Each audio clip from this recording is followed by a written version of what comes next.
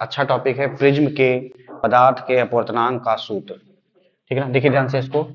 इसमें आता कितना, पहले देखिए इसका निगमन करना। एन बराबर साइन ए प्लस डेल्टा एम बटे दो बटे साइन ए बाई टू।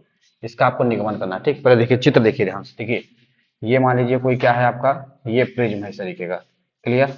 ठीक, इसमें देखिए कोई ये इस तरीके से प्रकाश किरण आ रहा है, समझते रहिए ध्यान से। देखिए फिर हमने क्या किया, इस तरीके से एक अभिलंब खींच दिया। ठीक ना, प्रकाश किरण विरल से कहाँ जा रही है, सघन की, तो अभिलंब की ओर क्या होगी, झुकेगी। कितना झुकेगी, इसके पैरेलल आ जाए, इतना झुक गई। तो मेरी बात, फिर हमने एक और अभिलंब इधर से डाल दिया। ध्यान सुनिए। ठीक, फिर क्या होगी, विरल से कहाँ जा रही है, सघन, अंदर सघन है ना, सघन से विरल जा रही है, फिर अभिलंब से दूर भागेगी, इस तरीके से दूर भाग गई। एक बार विरल से सघन में एंट्री मारे, एक बार सघन से विरल में। ठीक, देखिए ये कोण कितना, हम इसको सीधे जाना चाहिए था, ये झुक गई और इसको हमने पीछे बढ़ा लिया। ठीक, समझते रहिए ध्यान से। देखिए ये कितना है आपका, ये आपका I1 है, ये कितना है आपका R1। ठीक है ना, देखिए ये ध्यान से देखिए, ये कितना है आपका, ये आपका R2 है। ये आपका क्या हो जाएगा, ये डेल्टा वन हमने मान लिया और ये डेल्टा टू, और ये कितना हो गया I2। इसको ए मान लीजिए, बी मान लीजिए, सी मान लीजिए, डी मान लीजिए, ई मान लीजिए और इसको एफ मान लीजिए। इस तरीके से मान लीजिए। ठीक, आगे देखिए हम लोग क्या करेंगे, हम लोग डायरेक्ट इसको बता रहे हैं आपको। ठीक, आपको क्या निकालना है, विचलन निकालना है। देखिए विचलन, देखिए विचलन कोण, ध्यान से देखिए विचलन कोण। देखिए तो डेल्टा वन बराबर जो होगा, देखिए बड़ा ये वाला कोण है ना, तो I1 माइनस R1। ठीक ना, समझ बात। दूसरा विचलन क्या है, डेल्टा टू बराबर, देखिए बड़ा वाला ये है ना, तो बड़े से छोटा घटेगा, तो क्या हो जाएगा आपका I2 माइनस R2। कुल विचलन कितना हो जाएगा, कुल विचलन, ठीक है, तो डेल्टा बराबर delta one plus delta two. ठीक, तो देखिए डेल्टा बराबर, देखिए I1 minus R1 plus I2 minus R2। तो डेल्टा बराबर कितना हो जाएगा, I1 प्लस I2 माइनस इधर कर लीजिए R1 प्लस R2। एक बार इसको समीकरण एक मान लीजिए। ठीक है ना, फिर देखिए हम लोग ये वाला चतुर्भुज पूरा उठाएंगे, ये और ये। ध्यान से देखिए चतुर्भुज, समझ में आ जाएगा, कोई दिक्कत नहीं। चतुर्भुज ए डी, ये क्या, एफ ई में। ठीक, ध्यान से देखिए। देखिए ये प्रिज्म कोण हमने ए मान लिया, बस मुझे आपको, या अगर कोई दिक्कत है आपको, इसको यहाँ पे मान लीजिए कुछ और मान लीजिए, क्योंकि जानते हैं ए आपका प्रिज्म कोण लड़ेगा, ये प्रिज्म कोण ए होता है ना, तो यहाँ पे मान लीजिए कुछ भी आप लोग मान लीजिए, क्या जी मान लीजिए, चलिए ठीक ना। तो क्या होगा, चल देखिए जी डी एफ ई, तो यहाँ क्या हो जाएगा, ये वाला हो जाएगा। समझ में आ रही बात आपको। ठीक, देखिए इसमें देखिए ध्यान से, ये वाला कोण, तो ये वाला कोण कितना, ए है, वेरी गुड। ये वाला कोण कितना होता है, 90। समझ आ रही बात, ये वाला कोण आपको निकालना है, तो क्या कोण है, ए एफ ई, तो क्या हो गया डी एफ ई, और प्लस ये वाला कोण कितना होता है, 90, बराबर पूरा चारों कोणों का योग 360। ध्यान से देखिए ये वाला कोण जोड़ा, ये वाला 90 हो गया, ये ए दिया है, ये निकालना है, और ये भी आपका 90 है। ठीक, ध्यान से देखिए ये कितना हो जाएगा, ए प्लस कोण डी एफ ई बराबर 360, ये उधर जाएगा तो माइनस 180। देखिए क्या हो जाएगा, कोण डी एफ ई बराबर 180 माइनस ए, समीकरण दो। ठीक, देखिए ध्यान से अब इस वाले ट्राइंगल में लगाइए, क्या हो जाएगा, त्रिभुज। ध्यान से देखिए थोड़ा सा, क्या है त्रिभुज, ये डी एफ ई में।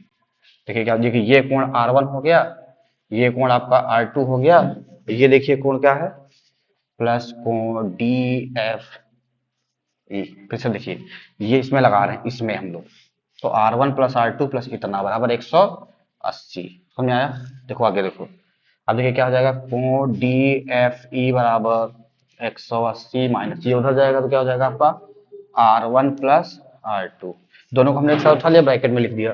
ठीक, इसको इसको देखिए पहले, समीकरण दो तीन को, समीकरण दो व तीन से, तो क्या हो जाएगा, देखो ये बराबर है पक्ष, तो ये वाला पक्ष भी क्या हो जाएगा, बराबर, तो क्या हो जाएगा 180 माइनस ए बराबर 180 माइनस R1 प्लस R2। ठीक, ध्यान से देखिए ये वाला आपका कट गया, तो ए बराबर कितना हो जाएगा, R1 प्लस R2।